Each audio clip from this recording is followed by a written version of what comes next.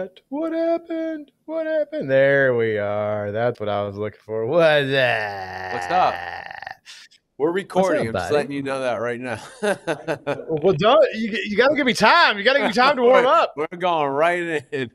You can't go right in. I got shit to talk to you about. All of your we can talk about it. All of your clothing, like the Second Amendment. We're getting old, man. I'm part of the sunglasses because these are my only scripts that I have right now. My clear ones are getting redone because my eyes got worse.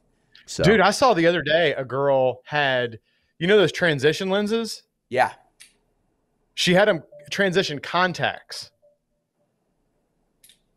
So they went black in the sun. So she looked like a fucking demon in the sun. And then it was weird looking.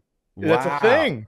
Bro, I thought about getting the transitions in my clear lenses, but they just look they make you look so like the 7th grade dork. When you see that, it's not quite a sun path. It's like weird. Yeah, it's not quite there. It's not quite. It's like, even the Wayfarers, because these are Ray-Ban Wayfarers. Yeah. But the Wayfarer sunglasses are different than these. Like they're both Wayfarers, but the sunglasses are a slightly different shape. He's not so they look different. Audio and vice versa. No, I mean he can hear me, but we don't have headphones in it. It's not going to hurt. And they have like low cancellation. Wow, what an amazing program. It's a program. I'm telling you, that's what I was trying to tell you. Fucking chuckle nuts for the first 3 months we did. That's talking to NASA and getting William Elon Musk to get the her server set up. I was like, dude, William Bronco. It's not perfect. It's not perfect.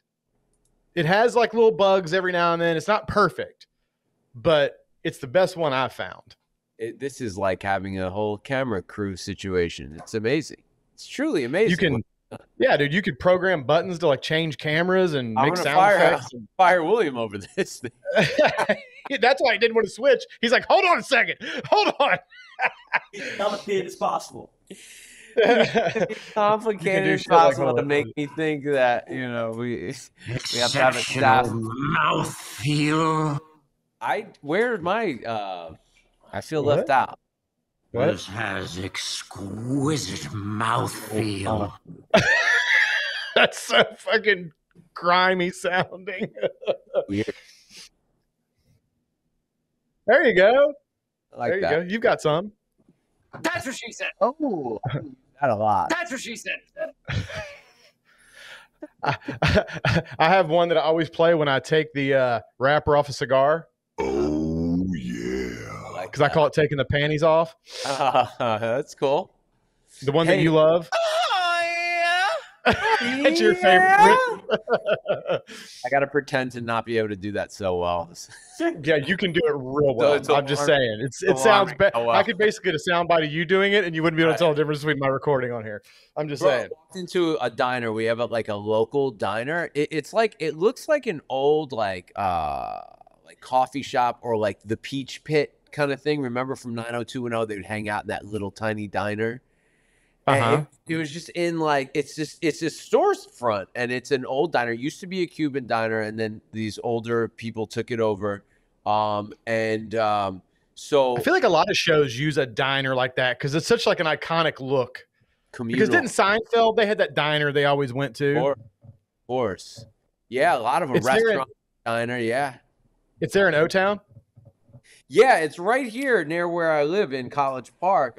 It's a quaint little place. It looks like a movie set, like they just threw it together overnight. It doesn't look permanent. Is it standard diner food, or because it was an old Cuban place, is it like Cuban food? I think they still do this thing called cafecito, a different type of coffee. But when I went there with a Cuban guy who knew about it, they didn't have anything that he remembered being there. Oh, really?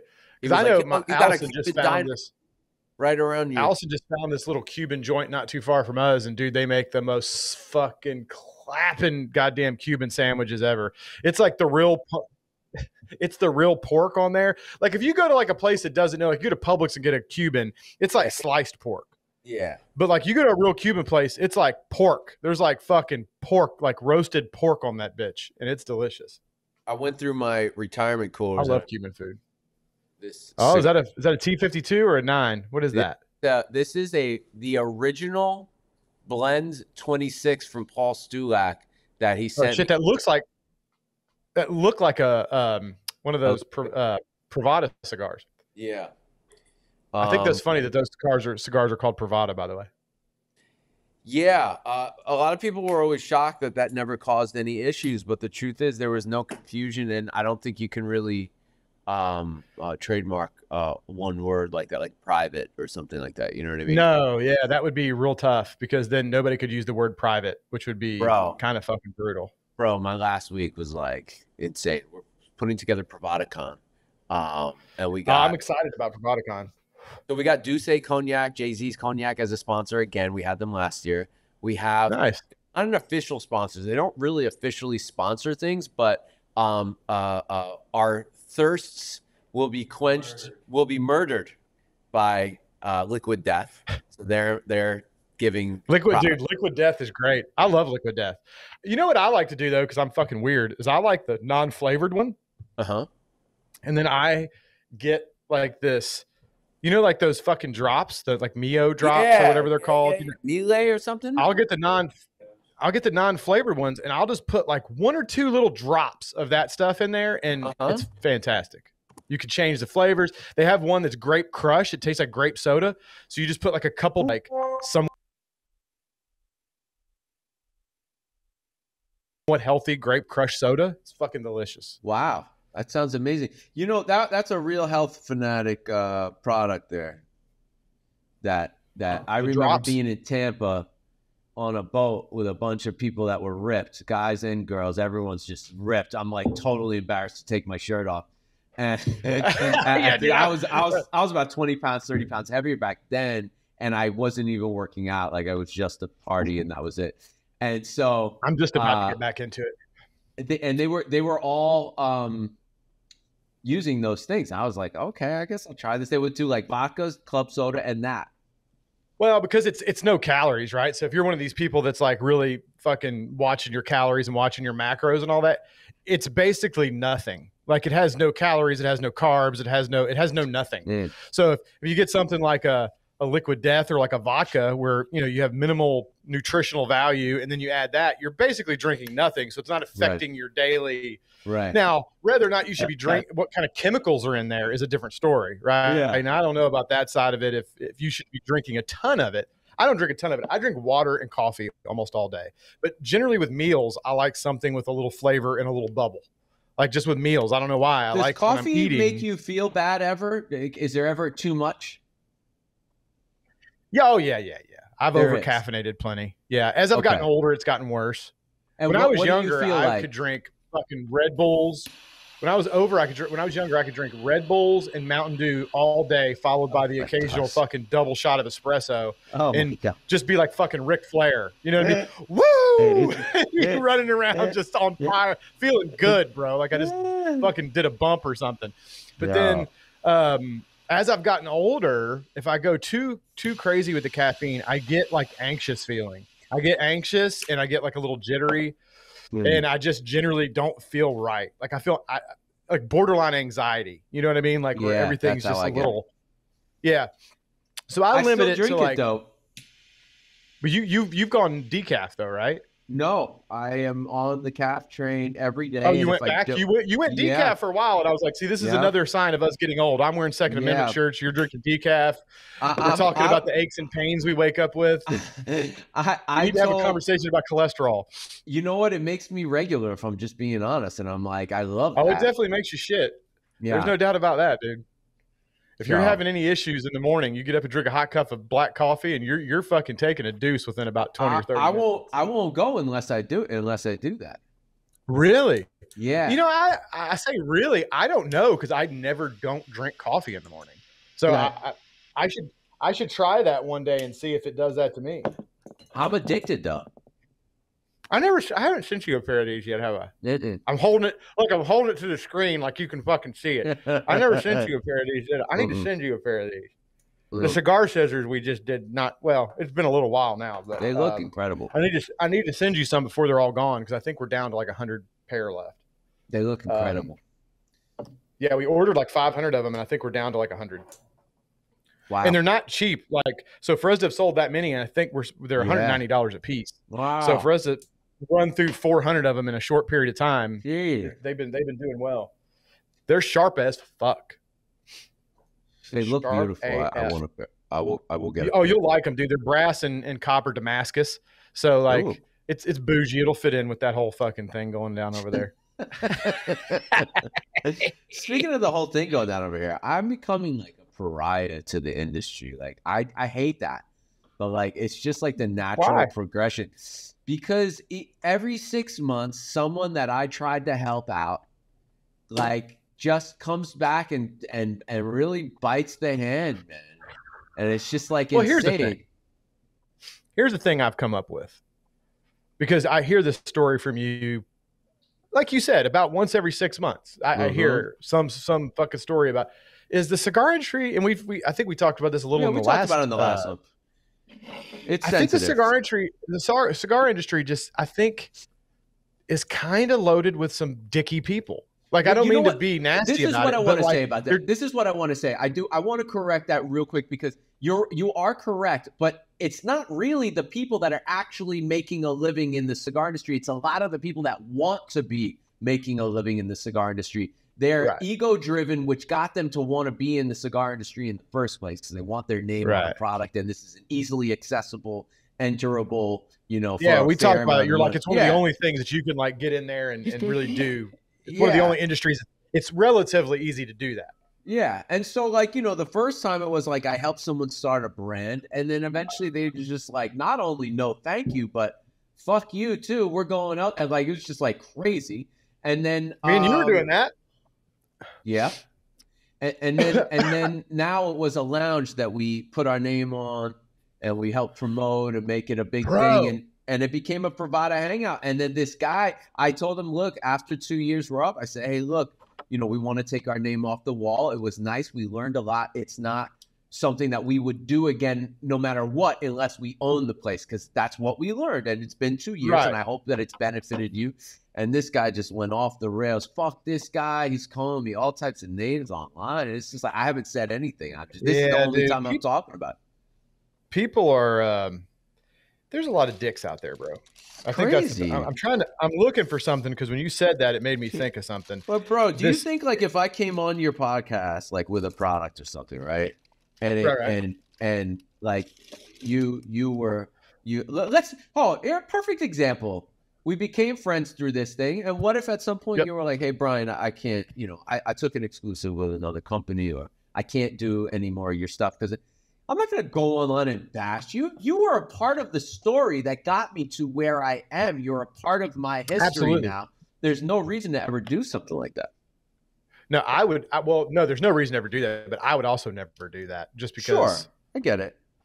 We've talked about, because of my situation, me going Yeah. exclusive with anybody lends to It's me losing silly, credibility, yeah. because if you're exclusive with one company and that's the only people you work with, Yeah. and my job as a YouTube person is to talk about different products and educate people on different things, then if I'm in one person's pocket, then it doesn't look like I'm very unbiased. So I would never do that. But if I did, I would expect that you would be cool with it, because it's business, man. It's all business. Yeah. You know what I mean?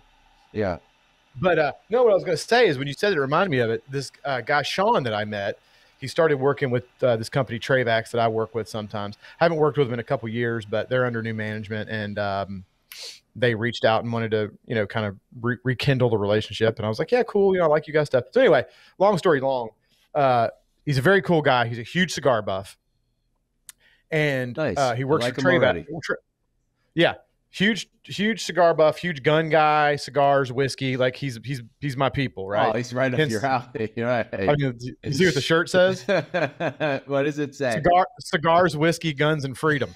I like it. I need one. It's like all my things, bro. It's all my things. I love it. But anyway, what he did is, he has a side business that he does, and he works for Travax as like a social media marketing kind of role. But what he does as a side business is he takes old Airstreams, the Airstream trailers. Yeah. You know what I'm talking about? Yeah, he refurbishes And he them? retrofits them, Wow. and turns them into cigar lounges. Oh, wow. That's cool. Dude, they're I had to send you some of the pictures he sent me. They're super fancy on the inside. It's all wood and lounge chairs. He should bring one to Privada Con and set it up and let Dude, people see it. Maybe someone will want one. I don't know. He sells memberships, and it's a 24-hour membership thing.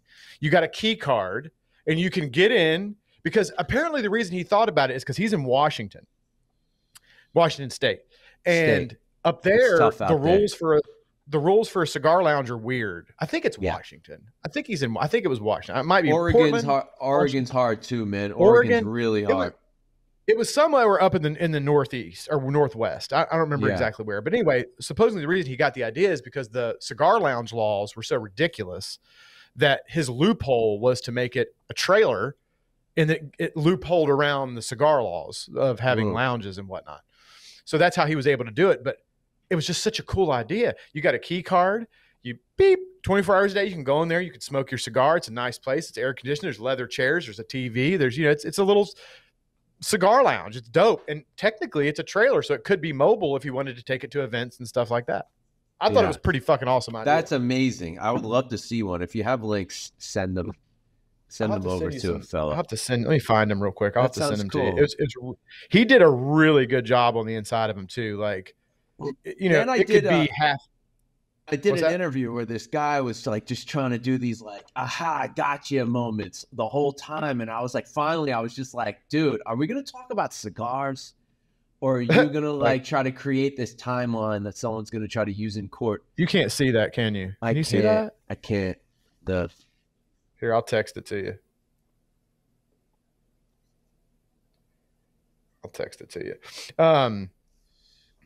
The aha moments, huh? Yeah, it was really weird, man. It was a lot of that. It was a lot of like, because there was this company that was on like really just on the no-fly list right from the beginning. They just hated my guts. They're the original OG haters, and they were trying. I had gone to California to take care of a relative, and that's when was that when you went recently? No, when I first started the club, and so they thought that I was shipping from California, and they had called the ATF and all this stuff, and it didn't work out. Obviously, we're here, but this guy was interviewing me. He was like, coming back to all those old questions. So I'm like, oh man, he knows somebody. He's been talking to someone, and I didn't really want to answer those questions. This fucking guy's trying to get sneaky. Yeah. And then it just got weird. And then I was just like, hey guys, man, you guys want to talk about cigars, or are we going to talk about my history? They were talking about the music industry the whole time. I'm not in music anymore. Like it is what it is. It's part of my past. Did you see those pictures? No, let's check them out.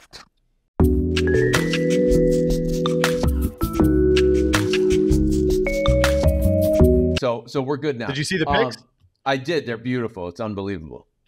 Dude, it's unbelievable, right? I want my house to look like that. Look. So I get steaks, and my wife's like, "Why don't you just cook them in the air fryer, because it has this thing that I want to use temperature." Stop it! You put steaks in an air fryer? Yeah. So we did that, bro. I set it to the exact temperature of one. Don't fucking tell me it was good, Brian. I don't want to hear it. 125. No, it was terrible. It was the worst steak. Okay. It wasn't even worth eating. Like the whole time we were both like, damn. And she got her favorite, which are sweet potato fries, but they had been in the oven for in the freezer for just too long. And they got that weird flavor. Yeah, dude. I was just like, everything I tried last week was just like a wah, wah, wah. And then this morning, I walked into a diner. I don't know if like Mercury is in retrograde or something. So I was like, you know what? I'm going to start eating breakfast, right? Like I'm going to start eating breakfast hardcore. Like, cause I feel like. What kind of breakfast? I don't know. We need to go into that. Continue with your story. I don't want to just derail you, but I'm curious about what kind of breakfast. The only place to eat breakfast is a diner, and then you're getting sort of specific there. It's eggs or I'm not doing pancakes. It's not what anyhow, but all of this will give me heartburn anyway, because it's all wheat and I can't do it. So anyway, I took my pill. I went down to this diner, and I got there. I know I got there at 8:45 because of a call that I met. So I'm sitting there. I placed my order. I'm the only person there. 2 other people come in. They looked like regulars, and they both got served food, and I didn't. And I'm still sitting there at the counter. This is that old Cuban spot, and And so after 25 minutes, I was just like, I gotta go. Sorry. And they were like, do you want us to box it? I was like, there's no food in front. I'm like, there's nothing to box, lady. I'm fucking leaving. Goodbye. You're like 25 minutes on some fucking over easy eggs. It takes 2 minutes to cook. What? I mean, I admit I gave her a tough. So my breakfast was going to be 3 egg whites. This was all last week. No, that was this morning. This thing. Oh, that was this morning. Yeah. So it was 3 egg whites, 2 full eggs, Swiss cheese, and turkey sausage. There's your problem right there. That's why your fucking weeks are going bad. You're eating bullshit food. Stop with the fucking egg whites. Eat the whole egg. Stop with the turkey sausage. Eat pork. Stop it all. I like turkey sausage. Oh, get out of here. Nobody likes turkey sausage. Turkeys don't like turkey sausage. Get out of here with that. It tastes exactly the same. Hey, come on, bro. Here's the thing. It's all bullshit, right? I just watched this big thing, actually, and these people talking about how modern medicine is basically fucking lying to everybody. Right? Like, what are the fucking things that people take for their cholesterol? What are they called? That yeah. What are they LDL called? blockers and stuff. What the fuck are they called? It's a type of medication. It's all of them fall under it. It's to lower your cholesterol. Okay. Oh God, what's the name? I don't know. Jamie, look that up for me. Jamie. It's like Joe Rogan's podcast. He's like, Jamie, look that up. We need a Jamie. What are cholesterol medications called? What type of? What are those things? Family of They're called medication. God damn it. I can't think of what they're called. That's going to drive me crazy. Anyway, you know what I'm talking about. Yeah. Basically, statin. Statin. Thank you, Bronca. Thank you. Those are like fake, right? That's like fake pills. Well, it's not that they're fake. They just don't really fucking do what the doctors say they do. It's like, they say, oh, it lowers your cholesterol and it does all this and it saves people's lives. And supposedly there's a guy that did this huge study proving that it's kind of horse shit, that, it really doesn't extend your life at all. And, so. And then the medical industry tried to discredit him and like make him retract the statement. And anyway, it was this big whole thing I watched. It was pretty interesting stuff. But what it boils down to is there are some pretty good studies proving that stuff's bullshit. Right. And, it doesn't actually matter what your cholesterol is.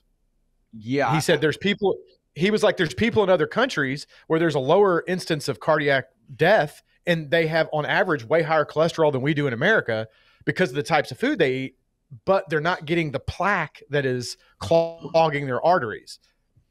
So he was making a point, it has something to do with calcium. And I'm not educated enough to speak well on it. Yeah, I'm interested in that.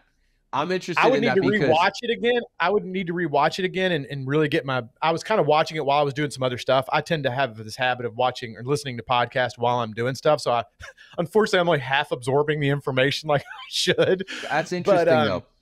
But it was interesting and I wanted to go back and rewatch it because he was basically talking about the fact that we've all been lied to. And then not right behind that, I watched another one where this guy was saying that like, hey, if you want a great diet to clean your arteries out. He's like, it's opposite of what doctors are telling you. He goes, I would tell you to eat bacon, eat salami, eat cured foods. Why would that work?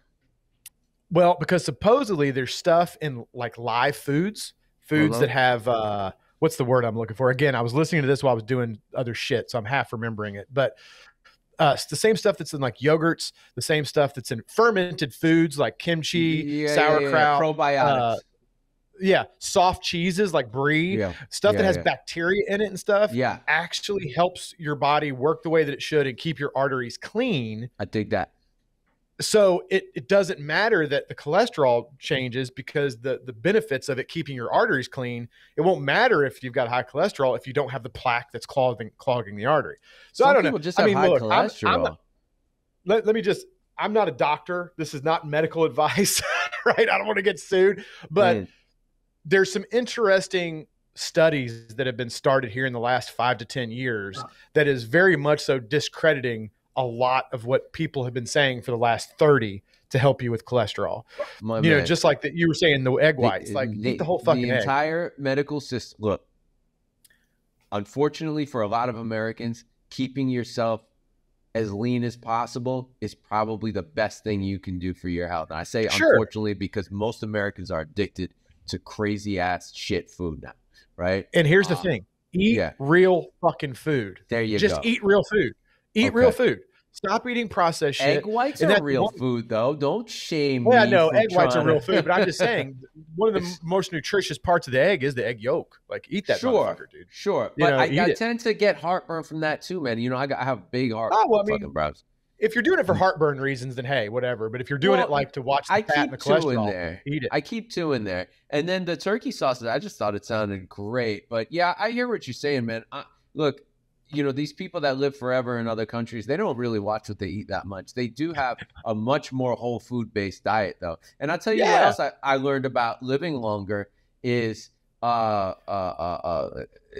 sitting down on the ground and getting up a few times a day could actually prolong your life more than any diet imaginable, because most people in elderly lives, they fall down and hurt themselves. And they found that people that are sitting on the ground often are like hurt themselves much less. Here's some interesting. That you just gave me a whole bunch of conversation food right there. There was a lot in what you just said that made me like go, huh. First off, let's go back. I want to hit grounding at some point, if what your thoughts are about grounding. But let me say this before we say that, because that's a whole fucking thing. Okay. Eating real whole foods, going back to what you were just talking about, I don't think people in America realize how processed and sterilized our foods are. And that was one of the things this guy that was talking about eating live foods, he was like, you don't realize how much food on the shelves in your grocery store have been sterilized. And that's not good to eat sterile food. Like, our bodies have bacteria and it has stuff and it's good for your system. It's not, drink raw milk, all this pasteurized, all this shit that's taking all the nutrients out and the good bacteria. He's like, it's all bad. He's like, bread's not meant to stay fresh for, like, dude, we have a loaf of bread. I try to get fresh bakery bread as much as possible, but we do have a loaf of like typical fucking Wonder bread, whatever you call it, in the thing, so that if we run out or it's whatever, the fresh bread we get from the bakery, it will get mold on it within 3 or 4 days, usually, especially here in Florida. It's so humid and whatnot. Like, usually within 3 or 4 days, if it's not eaten, it's starting to get very hard. It's get mold on it. It's no good. Right. Dude, a loaf of that fucking processed bullshit bread can stay in the pantry for a month and still be soft and not have a lick of mold on it. And I'm like, that can't be good. It can't be good. Bro, every time we eat, once a year or two, once every year or once every 6 months, I get a hankering for hot dogs, and I go out and I get the potato rolls, and the potato rolls end up sticking around. They're amazing, but they're there for weeks, sometimes months, and I'm like, you could still eat this. If you didn't know it was from a month ago, you would eat this. Bro, Hawaiian rolls, I don't think ever go bad. I found this thing of Hawaiian rolls at the bottom, like under some shit. And I was like, oh, we have Hawaiian rolls. My wife's like, no. Those are from like literally a month and a half ago. And like, they just got put under other stuff and forgot. And I was like, no, they're still soft. There's no mold. She's like, I get it, but we're not eating those. They were literally like a month and a half old and they were still like, okay. I mean, that's, it's just, that shit's not, it's not good. And I'm not saying it's not okay to like eat it occasionally. Yeah. Am I never going to eat a potato roll again? No, they're fucking delicious. Of course I'm going to have one occasionally, but like, I think limiting that shit in your diet as much as possible is preferable. Oh, because my in-laws, they have a thing. Like they exactly what you just said. They won't buy that other bread. They won't eat that other bread. They're like, stuff it stays good forever. It can't be good for you. I'm like, yeah, it can't be good. Right. Well, and there's another thing I saw, and again, this is all the internet, so you don't know how much of this is bullshit and how much of it. And people in the comments have gotten pissed at me before. They're like, quit talking about shit if you're not sure about it. I'm like, man, this is just conversation. Yeah, fuck this is you. Who gives a shit? Don't listen then. Yeah. This is just putting ideas out there, and you guys can do more of your own research to see if it's fucking fact or fiction, bullshit or not. Yeah. But they were saying that people in other countries, like celiac disease, almost doesn't exist. What does it come from? It's got to come from some deficiency of something. We're not getting something. Well, they're saying it's from the grains we use. They're saying other countries, like overseas in Europe, they use different grains than what we use over here. Theirs are supposedly some ancient grains that haven't been genetically modified and haven't been changed and blah, blah, blah, blah, blah. So people over there don't have gluten. You know, it's like this thing, like everybody's making fun of it. It's like, Why is everybody all of a sudden gluten intolerant? That hasn't been a thing in the history of mankind. Now all of a sudden everybody's fucking got gluten allergies and all this and all that. And they're like, well, the reason is because you've modified the food from what it originally was, and our bodies aren't good. That's with it. what it. But well, let me. That's tell what you, I've heard. Like I said, I would need to do more research. Took me 45 years, but I figured out that wheat. It's not celiac. I don't get sick from it per se. I do get heartburn, and I can, have other intestinal issues, but it's not that serious. But since I cut it, when I keep it out of my diet, I'm good. No heartburn. I don't need a pill. None of that stuff. I would be curious if you went to, say, Italy. I would love to try that. If you could eat the same foods and not have the same issue. You know what I mean? Because if you went over there and you were eating the same foods that would fuck you up over here and you were fine, that would lend some credence to that, to the fact that there's something different going on here. You know what I'm saying? Yeah. There's something not right. Yeah. I don't know. It's interesting. So the grounding. Wait, one more thing. I noticed that I can eat things that normally give me heartburn with dairy, and I'll either get less heartburn or no heartburn. So in other words, if I eat an Italian ice alone, I might get heartburn from all the sugar. But if I eat it as a gelati, where it's like layered, the best thing that ever happened, and I don't get the heartburn, the milk, which could be probiotics. It could be the probiotic. It could be that certain dairy milks and yogurts also have kind of like a Pepto-Bismol effect, and they kind of like coat your stomach a little bit. Right, yeah. You know what I mean?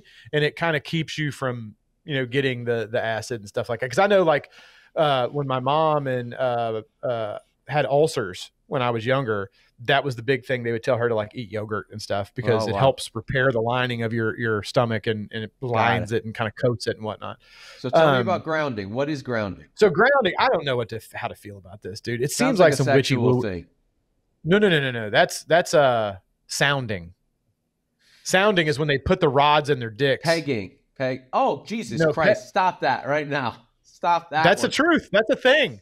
Look up. If you ever want to not be able to sleep for like a week, look up sounding. You won't be able to go to sleep for like a day and a half. Some of the shit people are into, I don't understand it. But grounding, it seems like some witchy woo-woo shit. But I've heard some people that lend some credibility talk about it, and I'm like, is this some bullshit, or is this some fucking hippie fucking let's hold a gemstone to get rid of a headache nonsense? You have those fucking people. You're not Gwyneth Paltrow. Is it Gwyneth Paltrow? No, Gwyneth Paltrow's a singer. She's cool. No, she's a singer. She's cool. You're talking about the actress. She's the one that has the candle that smells like her pussy.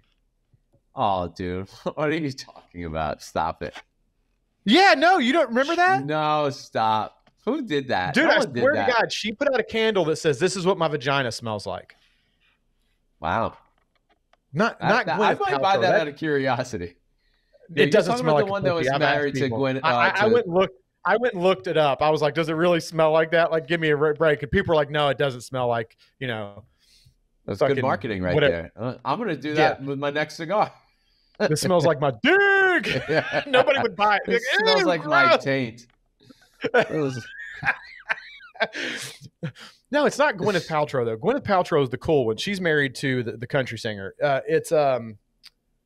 No, it is Gwyneth Paltrow. Gwen Stefani is the cool one that's married to the country singer. Gwyneth Paltrow is the one that's all into like the hippie bullshit, like stones and gems and stuff, and your chakra and all that fucking hippie dippy bull. But grounding apparently is just like being barefooted on soil, like in your grass, on the earth. Yeah. Supposedly there's some kind of energy, some kind of negative ions that you get from the earth that like people got for thousands and thousands of years that we don't get anymore because we've separated ourselves. And supposedly it like makes you feel better. It makes you healthier. So I don't know. I think that there's a lot of truth to that. And I'll tell you why. People that live in cities actually can live longer. I think because of the communal aspect, always being around people can be helpful to a lot of people. Well, and quick access to modern medicine and treatments. But there's something to be said. I don't know about if it's life lengthening, but I have to admit, I don't know if it's and I never do it, but I don't know if it's, what do you call that when something's fake? Like they get a placebo. I don't know if it's a placebo effect, but when I walk barefoot on the earth, I do feel something. I don't know. You feel better. Yeah, kind of. Yes. It feels. It's just like a general feeling of well-being different. Yes. It's like not I think being, just it's getting not out like being nature does that naked. too, honestly. Yeah, but it's not the same as when you dig your feet into the soil or the sand. There's something. No, I agree. Something that goes on there. And I watched this show where this guy was like, we've been traveling on planes and trains. I got to get out of the car and just walk on grass. And he took off his shoes and socks and he walked on grass. William, can you hit the fan, please? And I was like, oh, that's some bullshit right there. And then the next day, I was like, letting my dog out. And I was like, you know, I'm just going to walk. I haven't showered yet. I'm going to walk in the grass. I'm going to walk in this fake grass right here. And it's even worse. And so, no, I walked in the grass without any shoes on. And I was like, you know, I don't know if it's doing anything for me, but I certainly feel different. I don't know why. It's probably placebo. But I think also your feet have, like, forget about if there's energy coming from the ground. Your feet have sensors on them. Like acupuncture type shit. Yeah, and you're never touching those because you have a padded sock and a padded shoe. And right. Those things aren't getting stimulated. So you're stimulating all of the nerve endings and stuff in your foot there. Yeah, it's tough, man, because so much of that shit seems super witchy woo-woo, like mystical bullshit. And a lot of people lean way too far into it, and then it then discredits all of it. And I think there are bits and pieces. Yeah, right. But I think there are bits and pieces of it that probably have some pretty sound backing. 150%. You know, there's probably some actual. But then you got people that like, oh, you hold this pink crystal and it makes a fucking headache go away. And it's like, okay, see, now you're making all the woo-woo shit seem like it's just complete horse shit. But you know, there's something to that. I do enjoy I know there's nothing to it, but I do. I've always, anytime I see a crystal, I grab it. I'm like, all right, does this thing have healing properties? That's. You're like, and I touch it, and I'm like, it's just really cool. It's really cool, and it feels nice. I guess I don't know. But, you know, we all need something, man. People need something to believe in, you know? I have been, as I've gotten older, it's weird. I think it's something that, and maybe it's the way I was raised, and then it's circling back around now that I'm getting older or whatnot. But I've really lately been wanting to get back to basics. Like, and I know I say that, and I've got fucking 18 grills out back and a $3,000 grill, and I like Rolexes, and like, you know what I mean? Like, I just got night vision the other day, which, by the way, night vision, we need to talk about night vision. That's the coolest shit ever. That's cool. But at the same time, there's something about like just, I really think at some point I want to buy some property and just fucking get away from all the bullshit. I want to have like 30 to 50 acres. I want to have a fucking garden. I want to have some animals and some chickens. And I want to just fucking unplug all the Wi-Fi and just get away from all of it and get off the grid. Like, where is I know this that land? sounds like, I've looked at land 100 times in the last 3 or 4 years since COVID started. Florida's tough, man. Florida's tough. Tennessee, you could still get some deals. You can still get some Northern deals in Georgia. Tennessee. You can still get some good deals in like Northern Georgia, Tennessee, you know, areas like that.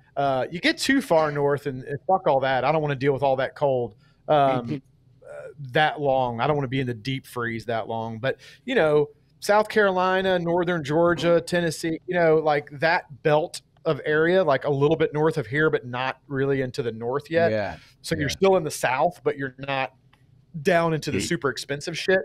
Yeah. I'm interested in buying some land in one of those areas. And I almost bought like 100 acres up in outside of Jacksonville because I thought eventually we could build like an Amazon super center there. And my dad was like, that'd be awesome. Do you have any idea how big those things are? I was like, dude, 100 acres, no problem. He was like, no, not enough. I was like, really? He's like, yeah, bro. They have like I forget what it is. It's like their minimum space is like 1 million square feet, and it takes like 160 acres or something crazy like that.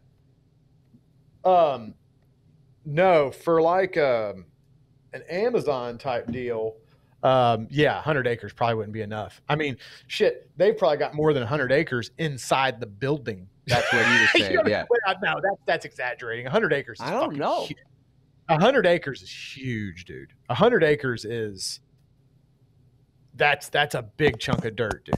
100 acres. I don't know what the I would think 100 acres would be enough for anything you would ever want to do. Now I don't know about Amazon. How many square feet is an average Amazon? It's 93 acres. 93 acres. 4,055,000 square feet to an Amazon. An average Amazon is a 93. The building is 93 acres. Are you fucking kidding me, dude? He owns America now. The guy dude, have owns you ever America. been out in the woods like somebody who has 100 acres of property? Yeah, it's endless. You can get lost on 100 acres, bro. Like you can get straight lost on 100 acres of woods. Now you'll find your way out. You just walk in one direction. But I mean, you can get 100 acres and not fucking see the ends of it for you know what I mean? Like 100 acres is a chunk of dirt. 100 acres. I prefer to walk in circles when I'm lost in the woods. No, go in a straight line, man. I go in one direction for like 5 minutes and I turn right around and I go the right way. That's a good way to stay out there forever. You need to navigate with the sun. The right way. Right. Navigate by the sun. Go in the direction you know there's something, and just fucking trudge that way, son. Trudge that way. I would enjoy. You haven't spent a lot of time in the woods, have you? Bro, I'm so afraid of ticks now. I don't want to go back out in the woods, man. I got 2 cousins that got what is this stuff called? Lyme disease? Oh my god! One of them, it was like eating away at their brain or something. Like she had to she was away for a while. You know what scares me worse than Lyme disease is whatever this fucking disease is that you get from the Lone Star tick. Right? There's this thing called a Lone Star tick, and apparently when it bites you, you get something, and it basically makes you allergic to beef. Oh, I heard about that. I heard about it, and I'm like, is that true? Is it a real thing? I think it is. I hope it's not. I really hope and pray it's not. I've heard that it is. Is the Lone Star tick a real thing? I know the Lone Star tick is a real thing. Whether or not it truly makes you allergic to beef. Makes you allergic to beef. I don't know if that's an urban legend or if that's a real deal, but if that's the truth, I'm never going in the woods again. It's real? It's real. Is it real? Yeah. See, dude, could you? Well, see, it probably wouldn't bother you, turkey bacon over there. But you know, if I got fucking couldn't eat beef ever again, you might as well fucking kill me, bro. I mean, I do love steak. There's no doubt about it. I eat beef all the time, dude. That means no veal either, then, right? Yeah, you can't do veal. You know, I don't eat veal. You can't do hot dogs. What? I don't eat veal, but I do eat the shit out of ground beef. I eat the shit out of. Do you not eat veal because of the way the animals are treated, or do you not? Yeah, I don't know about the whole baby cow situation, dude. That kind of fucks my head up a little bit. Like, don't get me wrong. I've hunted in my life, and I want to get back to hunting again when I have more free time. I have no problem fucking, snuffing an animal. I hear you. I've eaten veal a lot in my life, and I worked with a veal farmer, a woman who grew up on a veal farm. And she said, she was a very nice lady, she was like, they actually get treated better than the other cows. I was I'm sure. Really? And look, I'm not judging people that do. I just have a weird thing about eating baby animals. Like, bro, I'm just veal parm. I don't have any problem with that. That's the whole thing. If I watch one of those shows first, I'm not going to eat meat, but like that'll last a day. And then I'm back to, I literally went to Austin to seek out this food called, I think it's called cabral, which is the baby Austin has great food. They have a great food scene. Oh, yeah. And they always have. Baby lamb, I think it is. It's cabral, and all the narcos from Mexico eat this thing. And I was like, I got to try it. So when I was there, I was like, I got to find out who. And this restaurant served it. And I ate it. What is it? Lamb? Just baby sheep? It's like baby, it's like baby lamb or baby goat. Baby goat. It's baby goat. And I was because lamb is baby sheep, right? I don't know. I think so.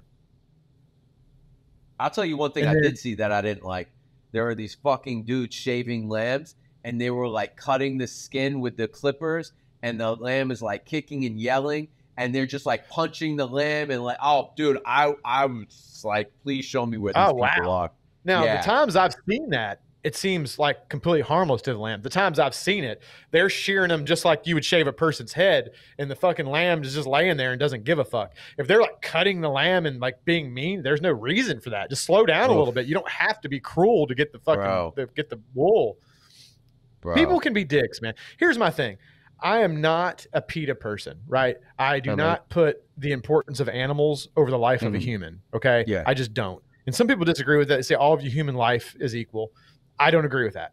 Or not. Some people say all human. I didn't mean to. All human life is equal. Some people say all life is equal. I don't agree with that. I think human life at the top of the food chain. What do you? I think human life. Well, also we're conscious, right? We have like complex thoughts and emotions and stuff that it's and then people are like, well, dolphins have emotions. Okay, well, fucking prove it. Like I don't know. Like you know what I'm saying? My point is, even though I feel like I don't have a problem being at the top of the food chain and killing an animal for food, I think there's a humane way to do it. You should be humane. It's just like when you hunt. If you're one of these assholes that doesn't practice hunting and you don't hone your craft and you're not a good shot and you're going out and just gut shotting fucking animals and then they're suffering and you have to go chase them around forever, you're an asshole. You should have the right weaponry. You should be practiced at it. You should be good at it. So when I also think this though, like one shot kill meat is better because if you think about it, if an animal knows that it's gonna die, man, the amount of toxic not toxic, but 100%. The amount of chemicals your brain but the what's that stuff called where you can lift the car sometimes? Adrenaline gets in the meat and stuff. I could see where that could be a real thing. No, one shot kill is the way one shot kill is the way it should be.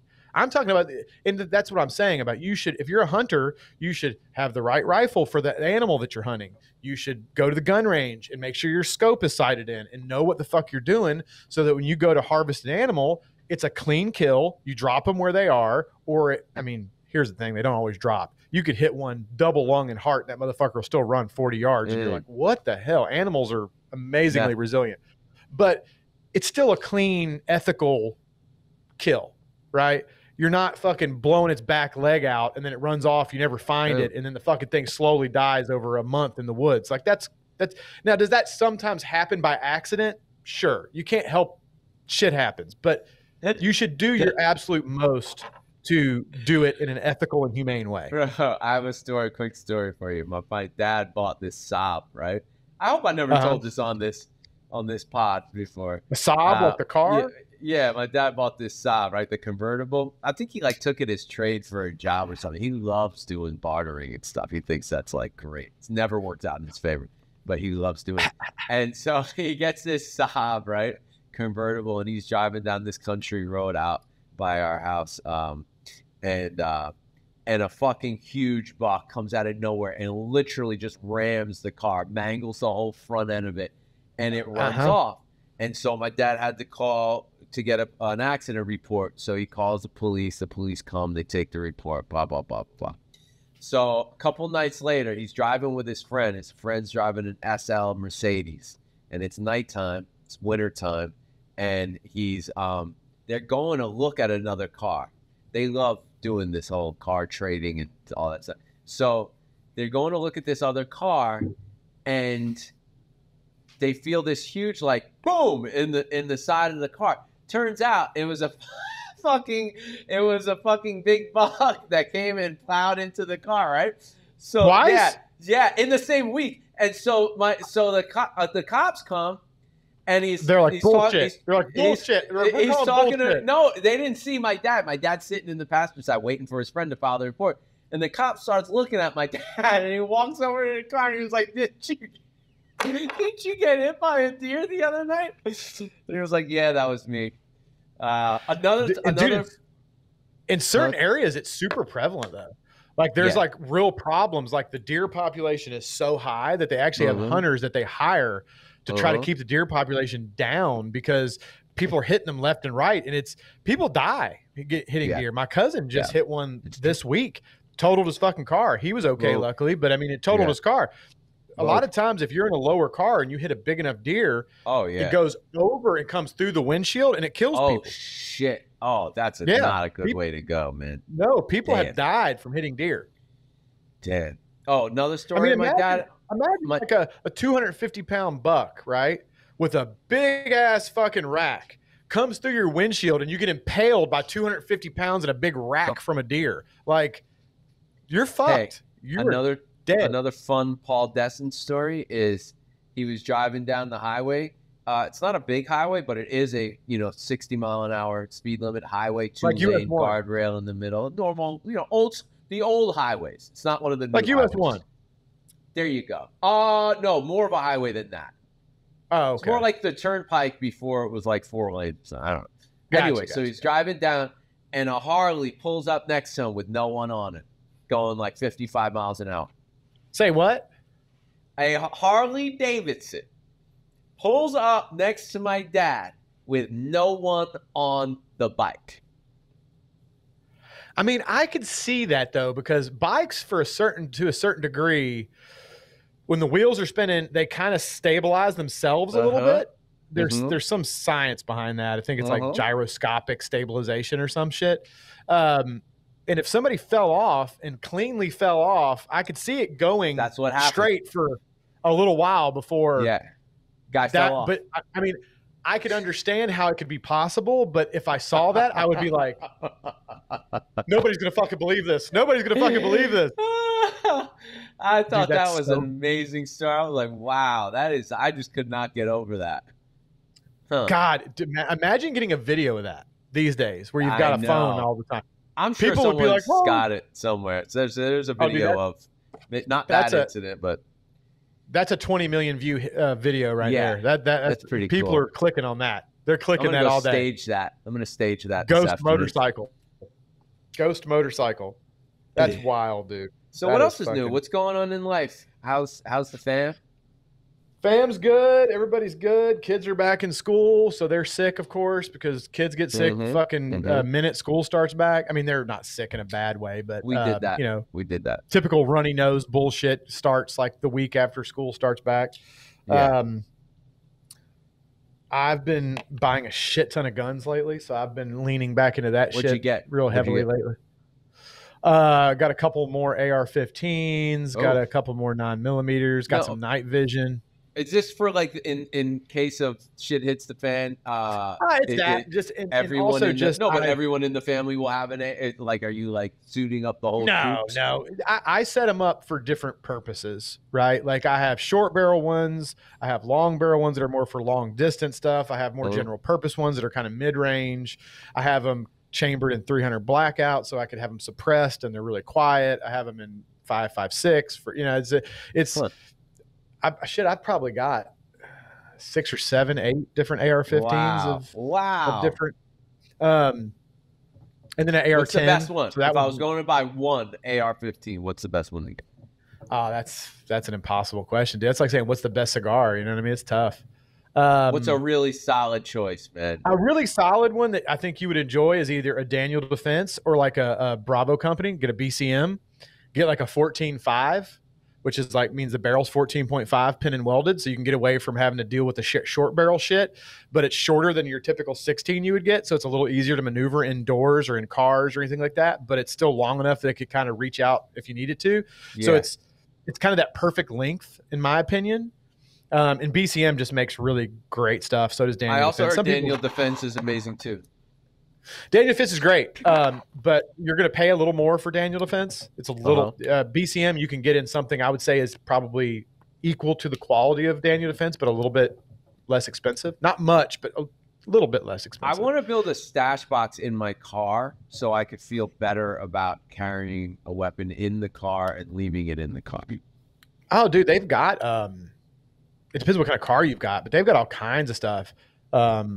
I mean, they got stuff that's like full-on drawers that roll out that have you can put rifles and shit in, and they've got like little quick access ones that the gun pops out of for like handguns and stuff. That's what I want. But it's a metal box and it's attached to the car. It's metal, so it wouldn't be easy to get into. But you like hit a button and the fucking door swings open and the gun pops up so you can grab it. Whoa. Yeah. That's it goes like right in between your seat and the center console. But my thing is, I'm just worried that someone, because they break into cars to get little stuff out of them. I'm just worried. I don't want one of these kids like getting like a. I don't leave anything in my car overnight. Okay, you never leave it in the car. No, I empty all. I have a truck rifle that I keep in my truck at times. AR-15. It's actually a 300 blackout. It's an 8-inch 300 blackout. It's a short SBR. Well, it's not SBR. Technically, it's braced, but right now there's a bunch of rules with the braces. So right now I have the brace off of it, and I'm waiting to see how the law goes and whether I'm going to have to SBR the fucking thing or keep it braced. That's a whole story. That's the Jeremy whole thing. Wick. But anyway, yeah. But I have one of those I put in my car at times, and I always at least have a 9mm, like a SIG. That's SIG amazing. P320. That. Oh, Yeah. I'm glad And then to I know also always that you carry have the SIG guns, not just crazy 365. people. No, dude, I always have. I mean, right now there's a gun right there. Yeah. I always have I one always within have reach. weapons. Near me. I always have I one don't like within to- reach. I don't like to talk about it because people don't think that I'm the kind of person that has, you know. So I just don't really. Well, I don't you go are into it because all. you're a little liberally about some things, Well, but in my opinion, you lean more right on the things that are important. for like, sure. Like guns. Like you believe the Second Amendment is a thing, and people should have the right. I don't think that there's a choice at this point. Forget about my opinion. I don't think there's a. What are you going to? You going to get rid of millions Well, and millions dude, of people are going to bury You them in their start backyards? talking to these.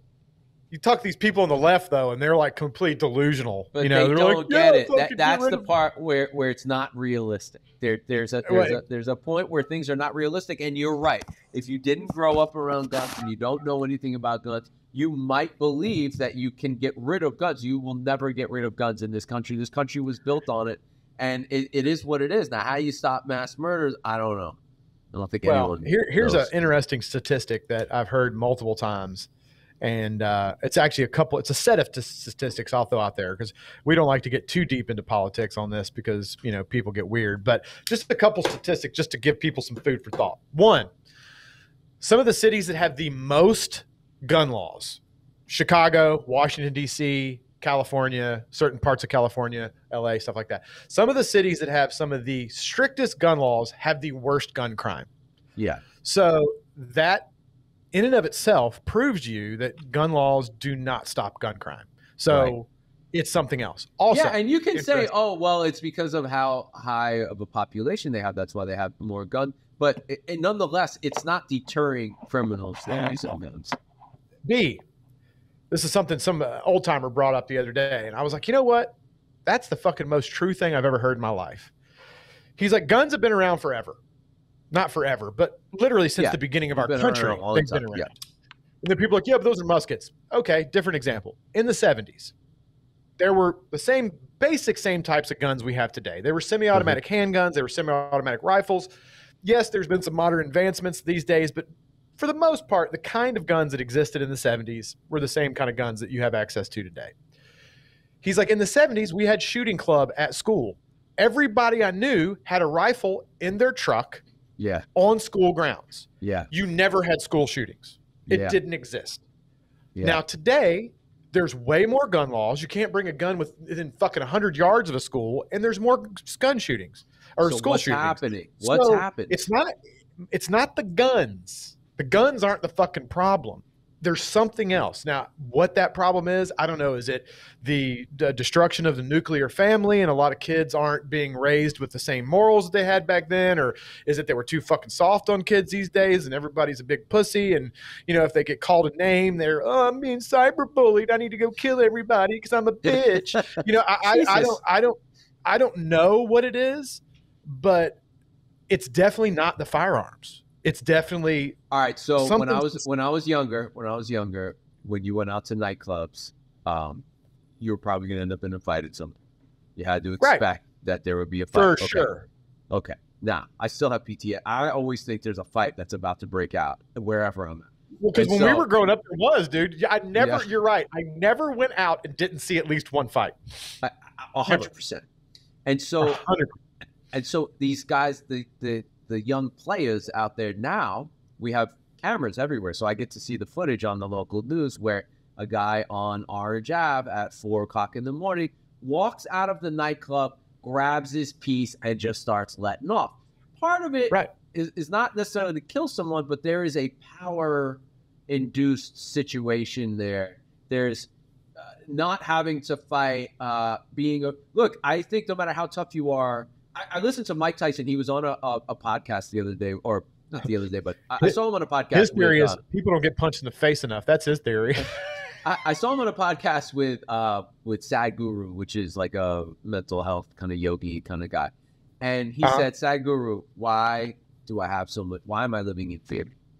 I'm one of the toughest guys around. Why am I?" And they talked about it. There was no solid answer. I think people are just conditioned to live in fear. But the point is even Mike Tyson is afraid all the time. So people have fear, right? And so maybe people aren't willing to face the fear of actually getting into a physical altercation. And that's fine. You shouldn't be forced to fight. But that also means that you shouldn't be coming off the porch either too much, man. You shouldn't be hanging out at 4 a.m. drunk with a bunch of drug dealers and you know, this is when the riffraff is out.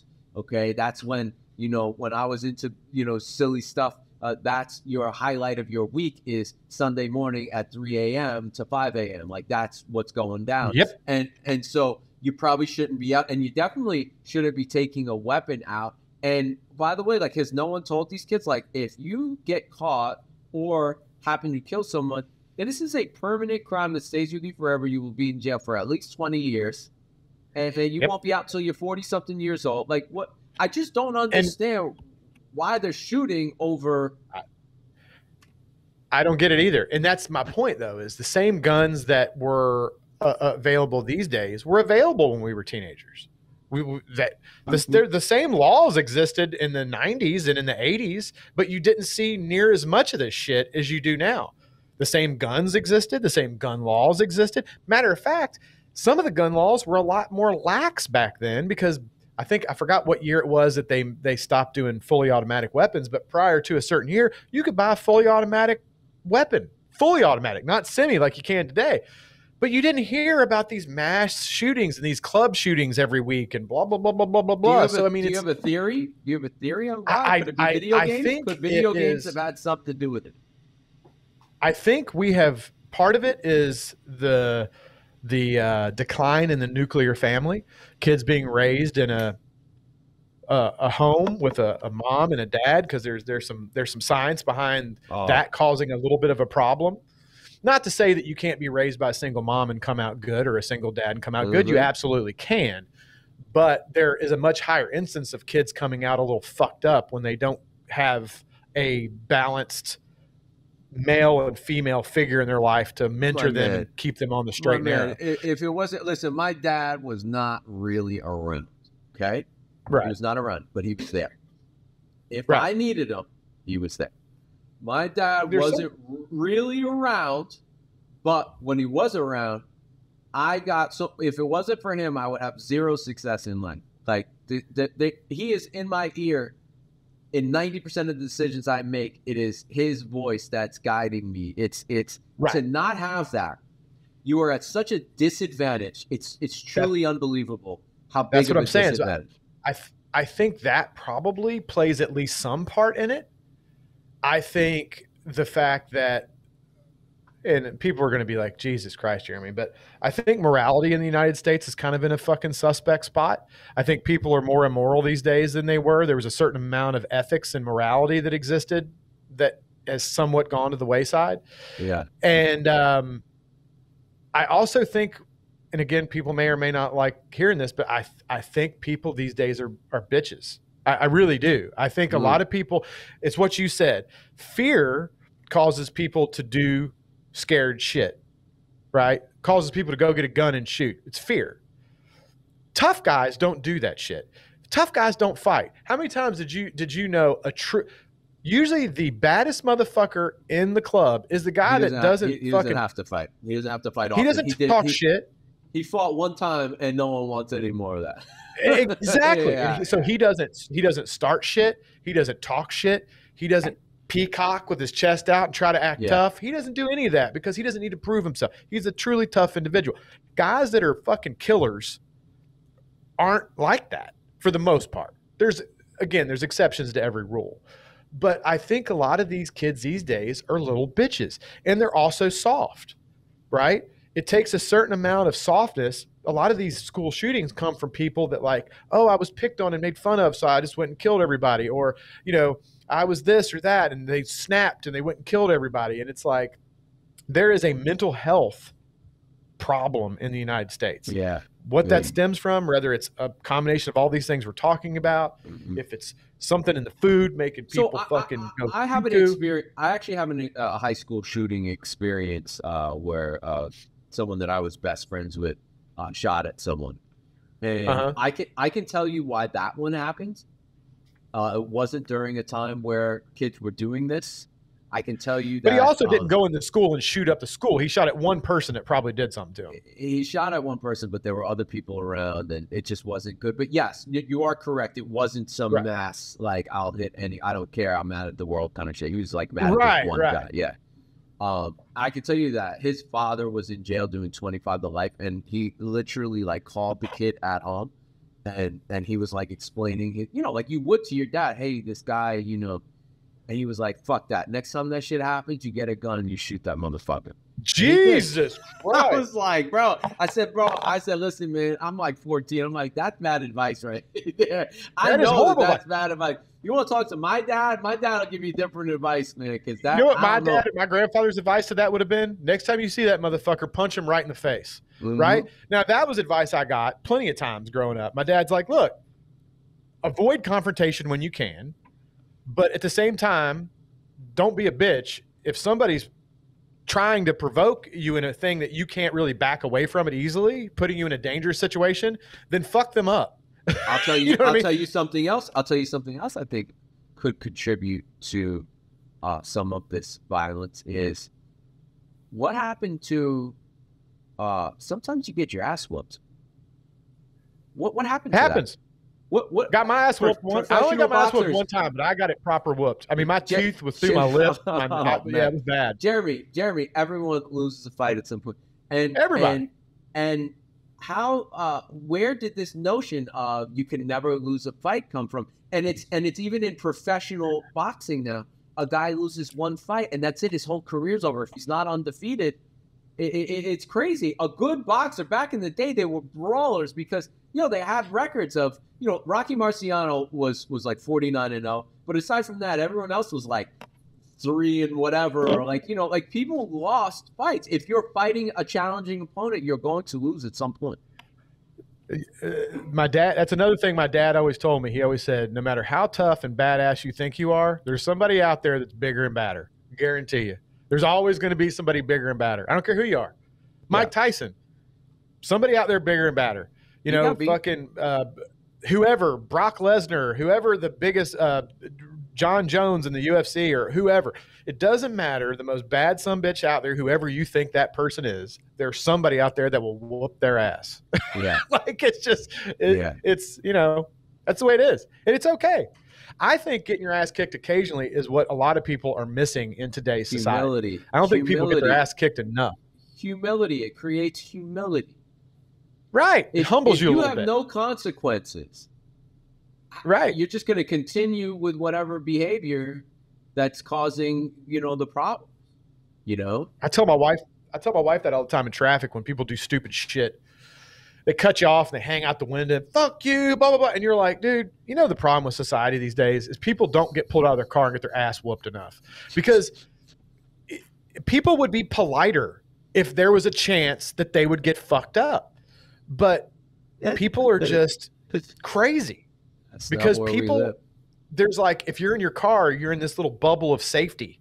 You know what I mean? Or if you're on the internet, people say shit to you on the internet they would never say to you in person because it's this anonymity. It's anonymity. You're safe to say whatever you want. And it's like, man, I always treat people the way I would want to be treated if I was facing them face to face. Of course. I try to live by that rule. I don't do anything that I wouldn't do face to face with somebody. Yeah. But a lot of people don't, man. They also, I noticed that a lot of people over the phone and through the internet are very, very tough. And there are people that I know aren't even in physical condition to have a physical fight. And it's like, bro, why are you talking like that? Like, and it's them that's going there. It's no one else. Like, yo, I'll fuck you up. Like, no, you can't get up the steps. you can't get up the steps. He's like, no, you won't. You'll swing twice and have a heart attack, you pudgy fuck. Who are you talking to? Why are you talking tough? Just stop that right now.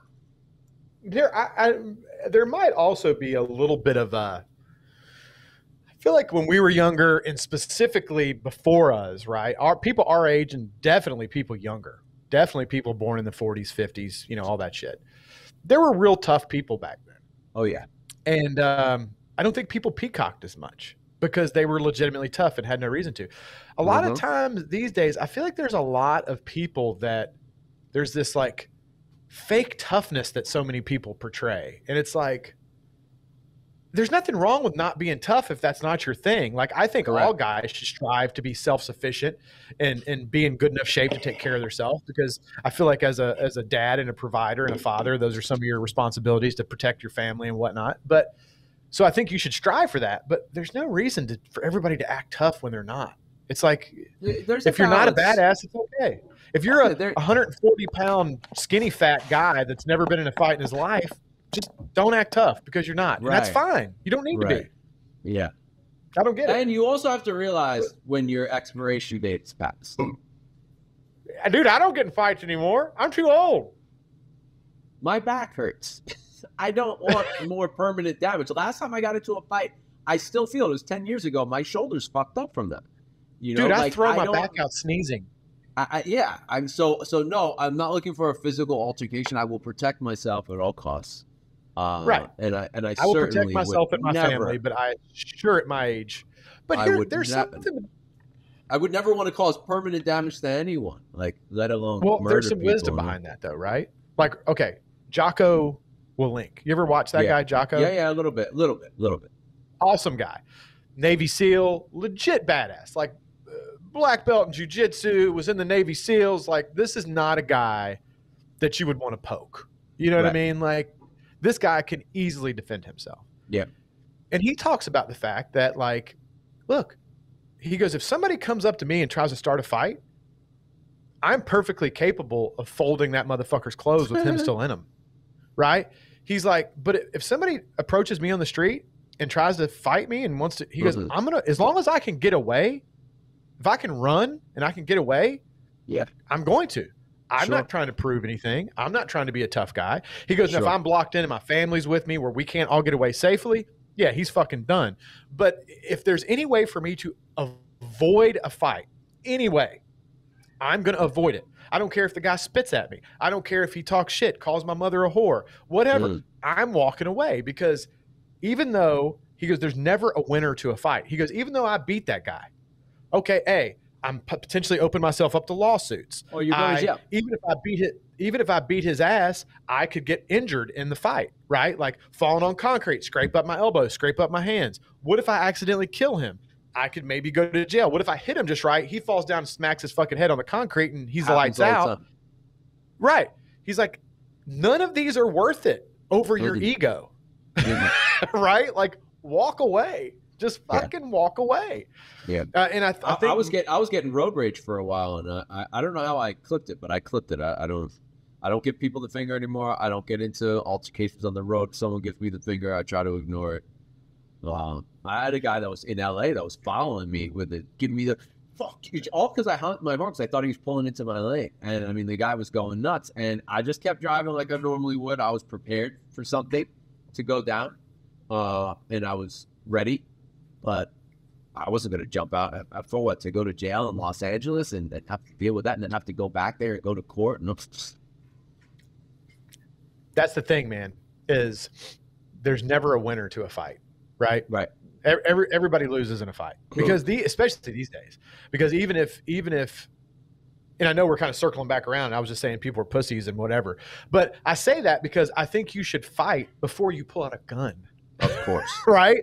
Like, of course. Don't get me wrong. I think you should avoid fights when you can. I think you should be good to people. And my wife said this the other day, and I've heard this before, and I think it's true. I think people these days need a little more grace. And I don't mean grace in the sense of like being religious. I mean, yeah. No, it's a great word. My wife just introduced me. Having a little bit of forgiveness to your fellow man. You know what I mean? My wife always told me I need to give myself more grace. It's an important thing that I think is very missing in society today, whether that's toward yourself, toward other people, toward whatever, you know.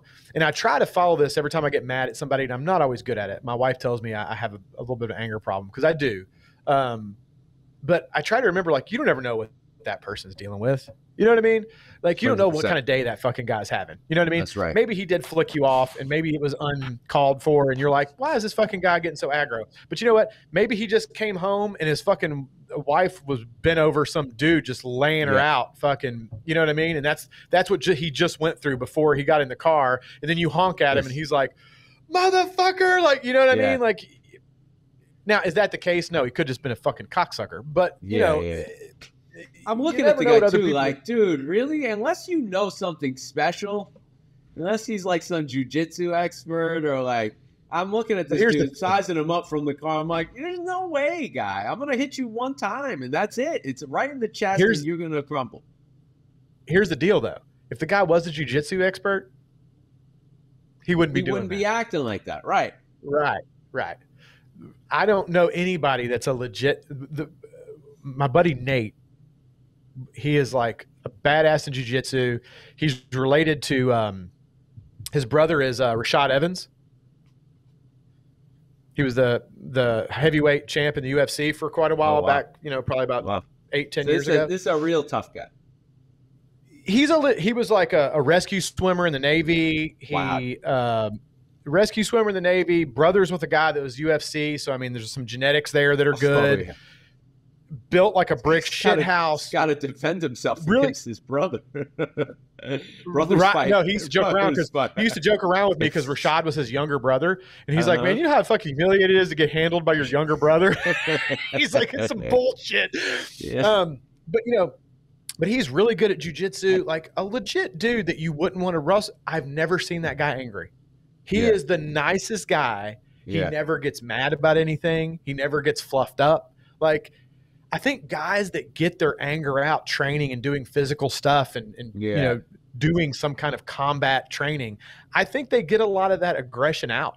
And they don't need, I think a lot of guys don't do enough man shit these days, and they've got a lot of pent up fucking energy they need to get out. We're sitting down a lot.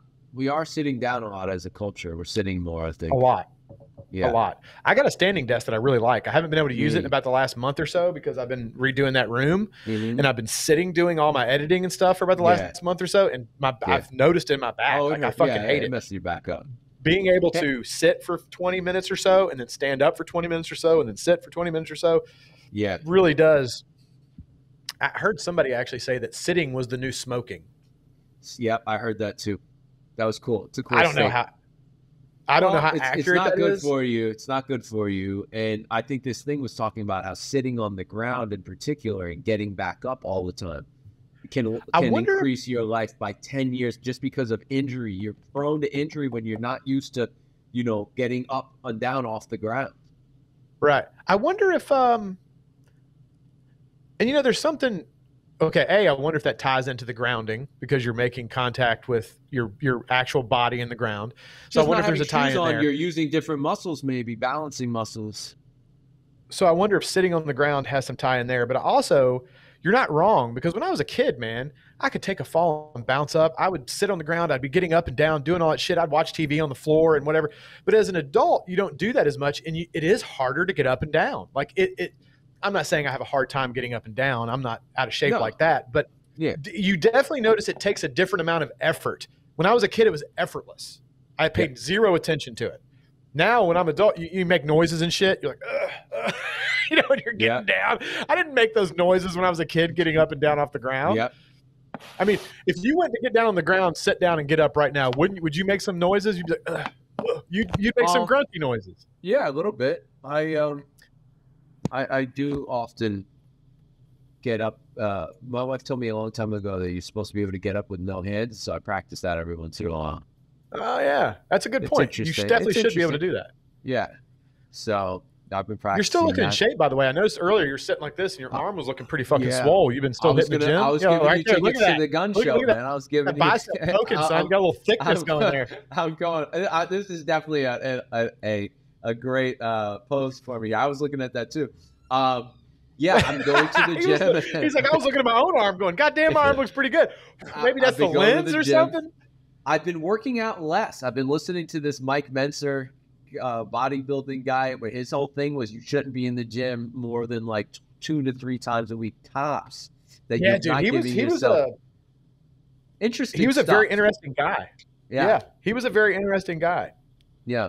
So I've been My playing around with that. my opinion, and again, this is just my opinion. My opinion is you can't listen to anybody. Yeah. You listen to your body. I think you should listen to everything, try it all, and see what actually works best for you. Because certain people, their genetics are different, right? So what works for Mike Metzer may or may not work for me. What works for some of these CrossFit guys that go in there and train 800 times a week, obviously some of those guys are absolute fucking units. So, I mean, it's working great for them. I would overtrain and my fucking shoulders would blow out and everything else. So, I mean, I think it's trying all the different types of training and seeing what you get the best results from for you personally. Yeah. But I think it's really fun and cool to try it all, you know, because, hey, if you're like a Mike Metzger and maybe you have the genetics and you can work out 2 or 3 times a week and be in great shape, like, fuck, great. Yeah. You know, I'm about to start walking to work again. The weather's breaking. I don't know how the weather is there. Are you that close to your work? I'm 2.5 miles from work. Really? I didn't know it was that close. Yeah. So that's, I mean, when Allison goes on a walk in the morning with the dogs and stuff, she usually goes 2 to 3 miles. So, I mean, that's a normal, it's nice. You know, is it a good walk though? Is it a pleasant walk or is it like bullshit busy streets? Neighborhood, mostly neighborhood, a little bit of busy streets, a little bit of homeless section near my warehouse, but it adds to the excitement of the walk. I like it. You never know when you're going to get accosted by a homeless person with hepatitis, so that's always a good thing. They're all old men. They look like real hobos. They live on the tracks. They're like old school hobos. They have this like community. They beg for money. They must be on drugs or at least a ton of alcohol. I don't know where they get any money from. I guess people give them money. And they that's something I never understood, by the way. Alcohol and drugs are so expensive. Yeah. How do these motherfuckers that are homeless afford that shit? It's like, that shit's expensive, dude. Neither one of those are cheap. Oh, by the way. What's behind you over there, bro? Behind me? Oh.